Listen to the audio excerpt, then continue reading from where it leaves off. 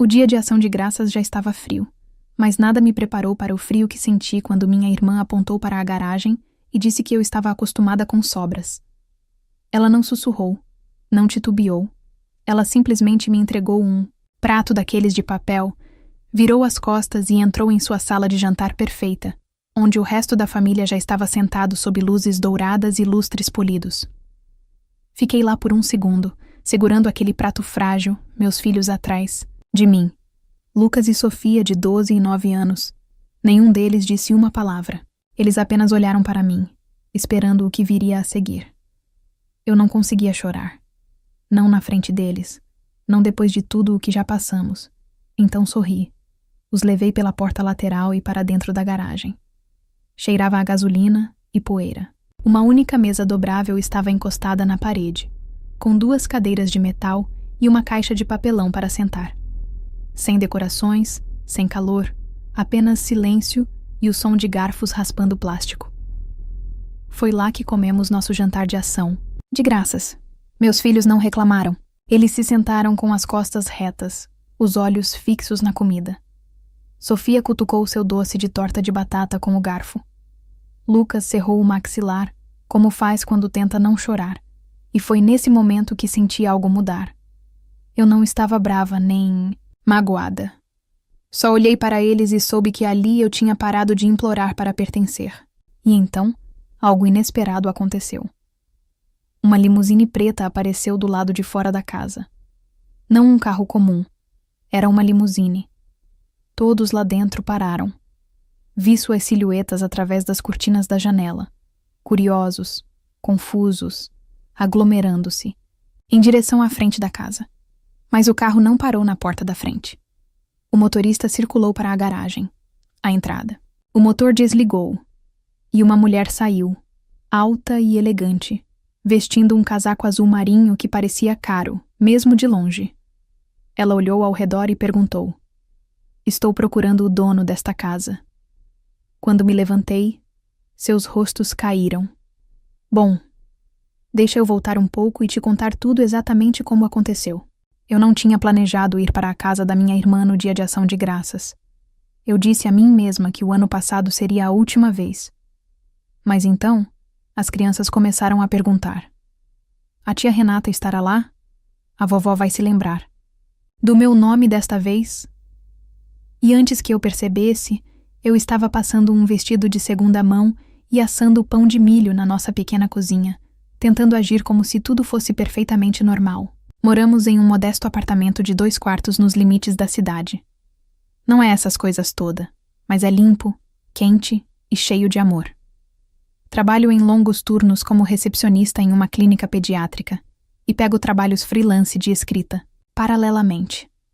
Não sobra muito tempo ou dinheiro para extras, mas meus filhos não reclamam.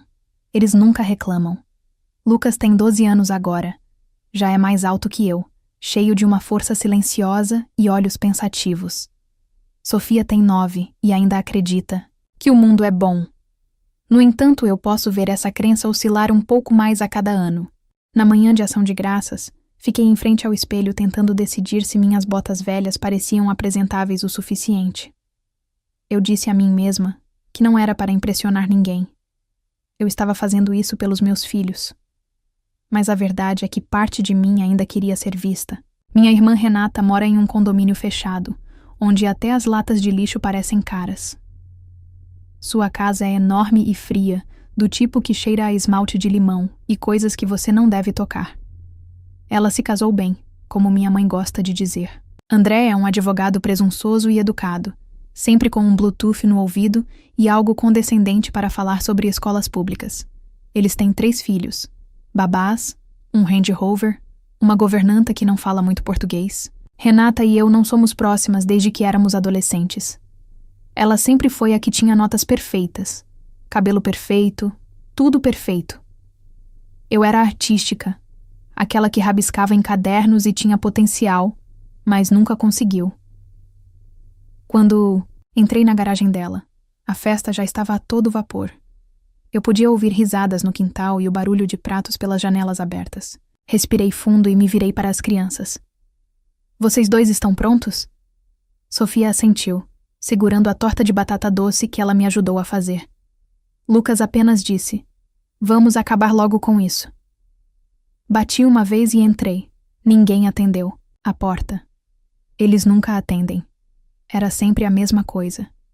Eu entrando como uma convidada na festa da minha própria família. Minha mãe, Marta, mal levantou os olhos de sua taça de chardonnay. Ela estava sentada na beirada do sofá, observando os filhos de Renata dançarem. "Oi, mãe", eu disse, colocando a torta no balcão. Ela piscou para mim, sorriu vagamente e voltou sua atenção para suas netas. "Oh, você parece cansada", ela disse, daquele jeito que ela faz, como se fosse preocupação. Mas na verdade é julgamento. Em um vestido de veludo, Renata apareceu, da cozinha com saltos altos demais para alguém fazendo purê de batatas. "Oh, você trouxe algo", ela disse, olhando para a torta. "Que fofa." André passou segurando um copo de algo âmbar. "Ei, Grazi", ele disse, usando o apelido. "Eu odeio."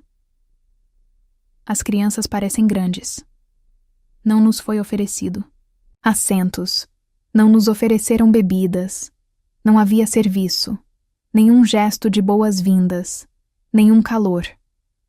Meus primos estavam todos lá, conversando, servindo vinho, passando aperitivos de uma mão bem cuidada para a outra. E então, lá estava, eu em pé em um canto com meus 2 filhos, sorrindo através do constrangimento como eu sempre faço. Sofia sussurrou: "Posso dar minha torta para a vovó?" Eu assenti. Ela se aproximou e estendeu para minha mãe como se estivesse entregando a ela um tesouro. Minha mãe pegou, olhou para ela por meio segundo e disse: "Oh, batata doce, que pitoresco." Foi quando percebi que tinha cometido um erro, mas era tarde demais para sair. O jantar estava sendo servido, e pensei que talvez pelo menos conseguíssemos um lugar à mesa por apenas 1 hora. Disse a mim mesma que conseguiria suportar qualquer coisa por 1 hora. Então, Renata entrou segurando uma pilha de pratos de papel. Seus olhos encontraram os meus, e eu juro que ela sorriu.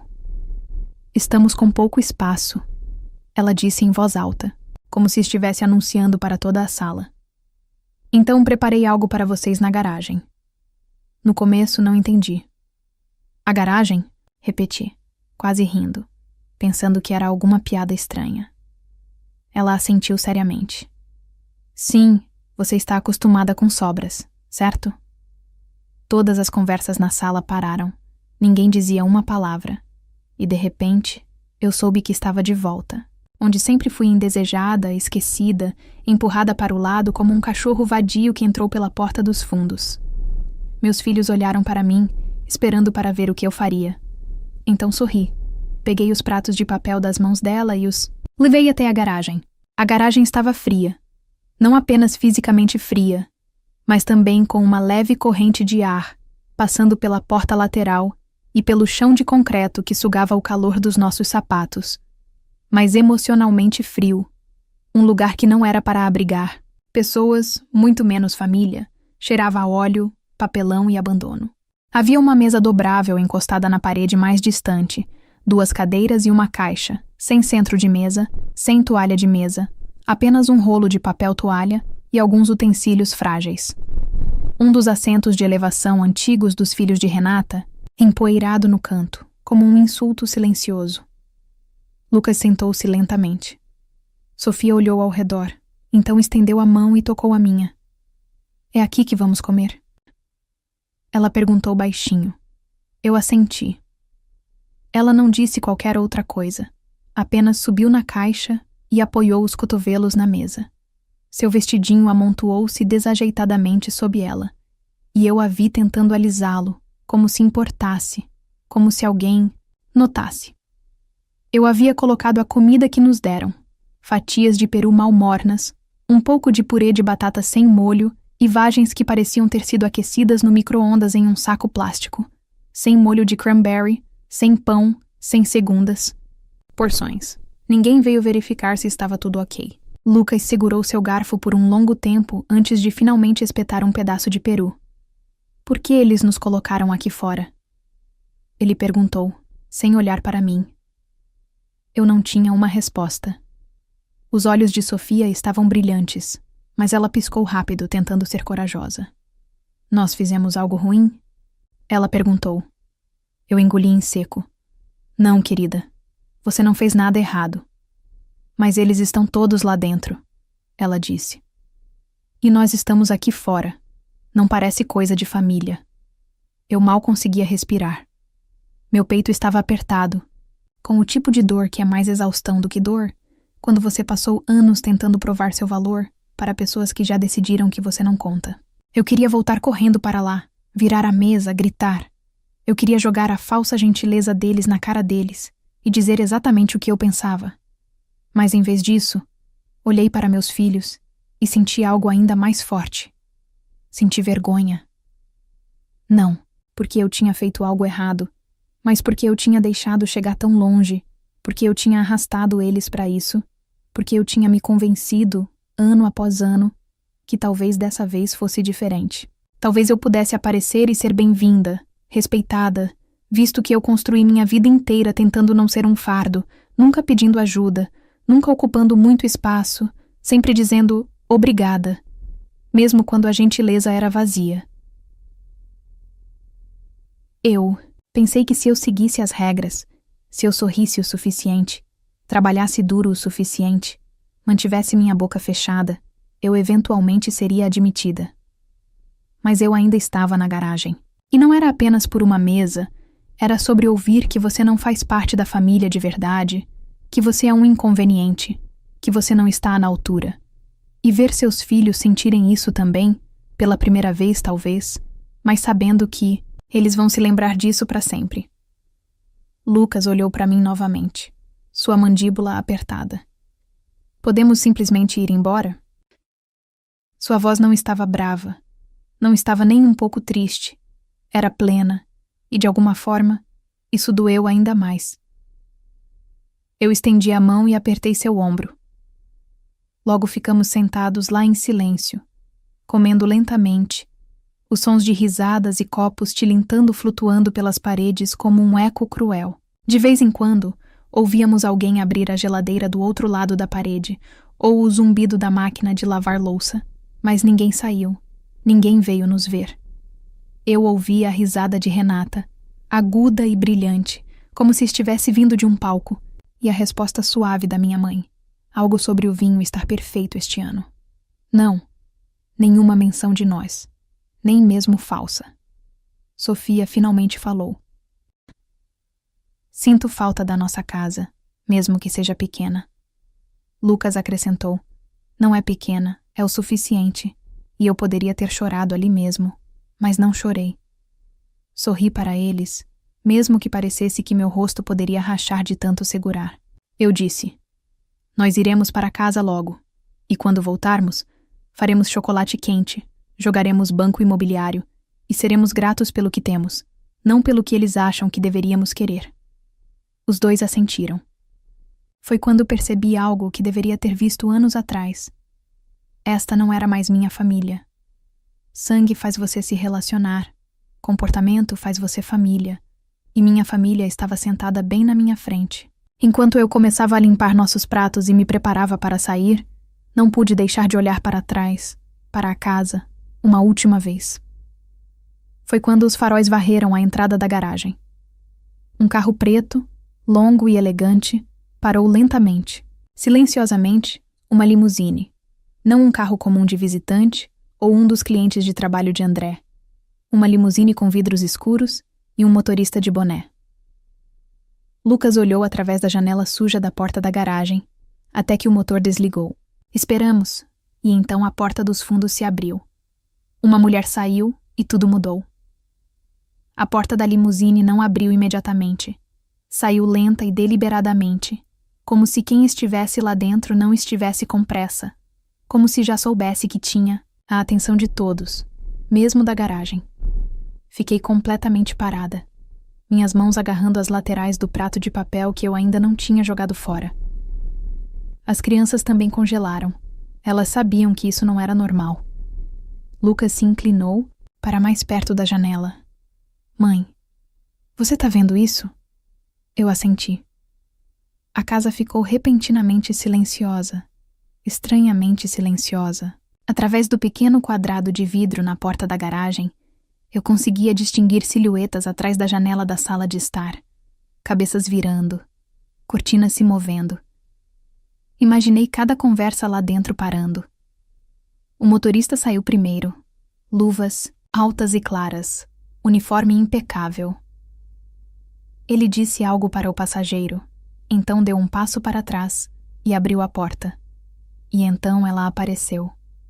Uma mulher, talvez no final dos 60 anos, início dos 70, graciosamente envelhecida, alta e elegante, vestindo um longo casaco de lã azul marinho que praticamente sussurrava dinheiro, não chamativo, não bom, apenas real. Ela parecia alguém importante, mas não o tipo que precisava provar isso. Ela não foi para a porta da frente como todos esperavam. Ela se virou para o portão lateral e então caminhou diretamente para a garagem. Lucas sussurrou. Ela está vindo aqui?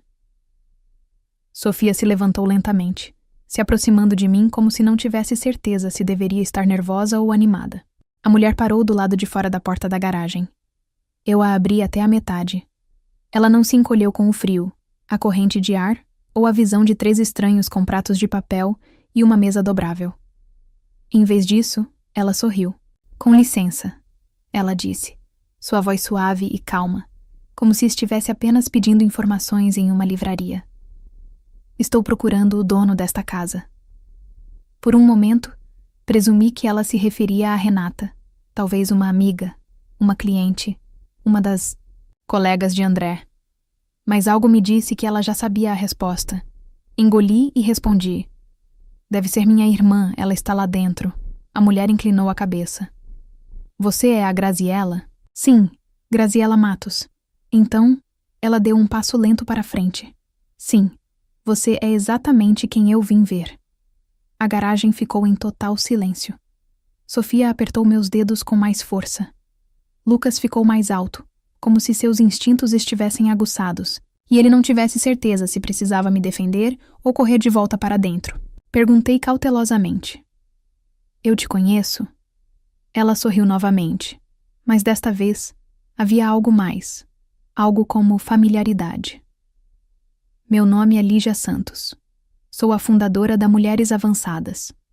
Nós administramos programas de extensão comunitária e mentoria em todo o estado. Há cerca de 5 anos você se voluntariou em um de nossos abrigos. Você escreveu uma série de posts de blog, cru, honesto, lindamente escrito. Meus olhos se arregalaram. Lembrei que foi logo depois que deixei meu marido. Eu estava dormindo no sofá de uma amiga com as crianças, juntando cada centavo que podia. Eu passava minhas noites fazendo trabalho voluntário em um abrigo para mulheres, só para me sentir útil novamente. Escrevi sobre a experiência, não para ser notada, mas para processar. Publiquei em um blog pessoal com talvez 20 leitores. Tenho acompanhado seus escritos desde então. Ela continuou. Você tem um jeito de fazer as pessoas se sentirem vistas. E nós estamos precisando disso agora mais do que nunca. Eu não conseguia pensar. Eu apenas encarei. Ela continuou. Estamos organizando uma série de palestrantes para nossa cúpula nacional na próxima primavera. Gostaria que você fosse nossa palestrante de abertura. Cuidaremos de tudo. Viagens, acomodações, cuidados infantis. Se precisar, estamos oferecendo um contrato de publicação para sua história. Sua voz é importante, Graziella, e merece ser ouvida. Eu não respondi imediatamente. Eu podia sentir o peso do momento, o calor subindo pelo meu pescoço. A descrença. Parte de mim ainda pensava que alguém como ela não poderia estar aqui por alguém como eu. Lucas finalmente quebrou o silêncio. Espera, ela quer que você fale? Sofia se virou para mim, olhos arregalados, esperançosos, por causa da sua escrita. Lígia olhou para os dois e disse, porque sua mãe é extraordinária, e pela primeira vez em muito tempo, eu acreditei. Olhei para trás em direção à casa. Não conseguia ver seus rostos, mas sabia que estavam observando. Eu podia sentir a confusão, a tensão, a descrença, ondulando da sala de estar até a garagem. Eles me empurraram para cá para me manter pequena, mas agora uma limusine havia parado na entrada da garagem e uma mulher com um casaco azul marinho estava perguntando por mim. Eu me virei para Lígia, acenei que sim, eu ficaria honrada, e assim tudo começou a mudar. Lígia estendeu a mão, não de uma forma dramática e exagerada, mas com a confiança silenciosa de alguém que não estava apenas oferecendo uma oportunidade. Ela estava oferecendo respeito. Um respeito real, conquistado há muito tempo. Eu dei um passo à frente. Meus dedos envolveram os dela, e naquele momento, algo em mim ficou mais alto. Não por orgulho, mas por reconhecimento, do tipo que só acontece quando alguém finalmente te vê como você realmente é. Vou pegar meu casaco, eu disse, quase sem fôlego. Você não vai precisar dele. Ela sorriu. Nós cuidaremos bem de você. Lucas pegou nossas sobras e as segurou como uma carga. Preciosa. Sofia deslizou sua mão na minha novamente, seus olhos brilhando como se estivesse assistindo a um filme e percebendo que sua mãe era a personagem principal. Seguimos Lígia até a limusine, o ar frio de novembro roçando nossos rostos como um novo começo. Enquanto caminhávamos para dentro do carro, olhei para trás em direção à casa. Foi quando os vi. As cortinas da sala de jantar ainda estavam abertas o suficiente para revelar toda a cena. Renata estava parada com uma taça de vinho congelada na mão, a boca ligeiramente aberta, como se não conseguisse processar o que estava vendo. André pairava atrás dela, seu braço mole ao seu lado. Minha mãe sentou na ponta da mesa, olhos semicerrados, tentando entender tudo.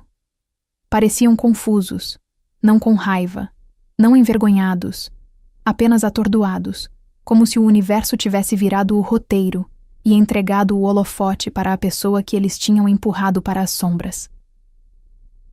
A porta do carro fechou com um baque silencioso, nos selando em um mundo que, pela primeira vez, parecia meu. Os assentos eram macios e quentes. As luzes internas eram fracas e calmantes. Lígia falou com o motorista através de uma pequena janela e, então, voltou sua atenção para mim. Temos reservas para jantar no centro da cidade. Pensei em discutir a cúpula, o contrato e que tipo de suporte você precisará pelos próximos meses. Eu assenti levemente, ainda incrédula. Uau, sim, isso parece perfeito. Sofia sussurrou. É assim que é ser famosa? Eu ri, não por arrogância, mas com uma alegria que transbordou antes que eu pudesse impedir. Não, querida, eu disse. É assim que é ser respeitada. Lucas sentou-se à nossa frente, observando tudo. Ele não disse muito, mas não precisava. A maneira como seus ombros relaxaram, a maneira como ele finalmente parecia orgulhoso, em vez de protetor, isso foi o suficiente. Quando a limusine saiu da garagem, dei uma última olhada no espelho lateral. A casa parecia menor agora. Não fisicamente, mas simbolicamente. Não parecia mais algo que eu precisava. Eu não estava esperando por um assento naquela mesa. Eu não estava lutando para fazer parte daquele mundo. Eu estava construindo minha própria mesa, agora. Uma onde meus filhos nunca teriam que se perguntar se eram bem-vindos. O jantar naquela noite foi como algo saído de um sonho. Toalhas de mesa de linho, talheres de verdade, pão quente em uma cesta e garçons que me chamavam de senhora, como se eu fosse importante. Mas a verdadeira magia não estava na comida ou no serviço. Estava na conversa. Lígia queria saber minha história toda. Ela me ouviu não para responder, não para corrigir, mas para entender. Tomou notas quando mencionei os desafios de ser uma mãe solteira. A maneira como as pessoas fazem você se sentir um fracasso, só por sobreviver. Ela assentiu quando falei sobre ficar acordada até as 2 da manhã, escrevendo posts de blog, depois de colocar as crianças para dormir. Ela sorriu quando descrevi como Sofia me ajudou a codificar por cores os formulários de emprego e como Lucas uma vez pesquisou no Google como pagar o aluguel sem dinheiro, porque ele me ouviu chorando na cozinha. Precisamos da sua voz, ela disse novamente. As pessoas pensam que a inspiração tem que vir de grandes vidas glamorosas, mas são os lutadores silenciosos que mostram mais coragem. Aqueles que continuam aparecendo, mesmo quando ninguém está olhando. Quando a conta chegou, ela dispensou. Você já pagou o suficiente. Vamos continuar daqui. A viagem para casa foi tranquila, não porque não tivéssemos nada a dizer, mas porque a paz não faz muito barulho. Coloquei Sofia na cama naquela noite e antes de apagar a luz, ela disse: Estou feliz que nos colocaram na garagem. Eu pisquei. Você está? Ela assentiu. Sim, porque, se não tivessem feito isso, a limusine não saberia onde nos encontrar. Isso me impediu. Ela estava certa. Às vezes, você é empurrado para as margens para que possa encontrar o caminho que deveria trilhar ou para que ele possa te encontrar. Eu beijei a testa dela. Você é inteligente. Eu herdei isso da minha mãe, ela respondeu. E assim, eu finalmente entendi. Eles não me quebraram naquele dia. Eles me revelaram. Já faz quase 1 ano desde aquele dia de ação de graças e, de certa forma, ainda estou tentando alcançar a mulher que me tornei naquela garagem. Algumas coisas mudam rápido, como os e-mails e telefonemas que começaram a chegar depois que a equipe de Lígia me anunciou como palestrante de abertura de sua cúpula. Como o acordo de publicação que chegou na minha caixa de entrada com o assunto Sua Voz Importa. Como a maneira como as pessoas de repente começaram a se lembrar do meu nome, não como irmã de Renata ou filha de Marta, mas apenas Graziella. Mas outras mudanças foram mais silenciosas, do tipo que acontece no espaço entre as batidas do coração. Quando você para de se desculpar por quem você é, quando você para de se encolher para deixar os outros confortáveis, quando você finalmente acredita que sua história não precisa de permissão para ser informada. O discurso principal foi assustador e lindo ao mesmo tempo. Eu estava em um palco, na frente de centenas de mulheres, CEOs, professoras, mães solteiras, estudantes, e eu disse a verdade sobre a garagem, sobre meus filhos, sobre os anos que passei, tentando ser pequena o suficiente para caber em uma família que nunca iria abrir seus braços. Eu vi estranhos chorarem. Eu os vi acenar com a cabeça. Eu vi mulheres fazendo fila depois, só para dizer: obrigada. Era eu. E naquele momento, eu me senti mais em casa do que jamais me senti perto da minha própria família. O livro chegou alguns meses depois. Nós o intitulamos de Mais do que Retalhos. Eu chorei quando vi a capa. Meu nome em negrito, não enterrado em letras miúdas, ou escondido atrás do nome de outra pessoa. Meu nome, minhas palavras, meu valor. O dinheiro não mudou minha vida, mas a validação foi. Lucas começou a escrever também. Ele mantém um diário agora e, na semana passada, ele leu para mim um poema que ele escreveu chamado Cadeiras Não, Fazem a Mesa. Ele não fala muito sobre isso no Dia de Ação de Graças, mas eu sei que deixou uma marca, e acho que ele está aprendendo a transformá-lo em algo bom. Sofia ainda é Sofia, curiosa e gentil, sempre observando. Ela perguntou se poderíamos hospedar o Dia de Ação de Graças este ano, só nós e alguns amigos, sem cadeiras dobráveis. Ela disse que só sofás, travesseiros e comida quente. Então fomos. A sala de estar era muito pequena para todos se sentarem ao mesmo tempo, mas ninguém se importava. As pessoas comiam no colo e no chão, riam e compartilhavam segundos. Havia velas, música e amor. Amor verdadeiro, envolvendo tudo como um cobertor macio. Ninguém perguntou por que não estávamos. Na casa de Renata e eu não ofereci explicação. Minha mãe enviou uma mensagem curta naquela manhã. Apenas 2 linhas. Espero que você esteja bem. Sinto sua falta. Por um tempo, fiquei olhando para ela por um tempo antes de responder. Estamos bem. Espero que você também esteja. Sem raiva, sem amargura, apenas paz. Porque aqui está o que aprendi desde aquele dia na garagem.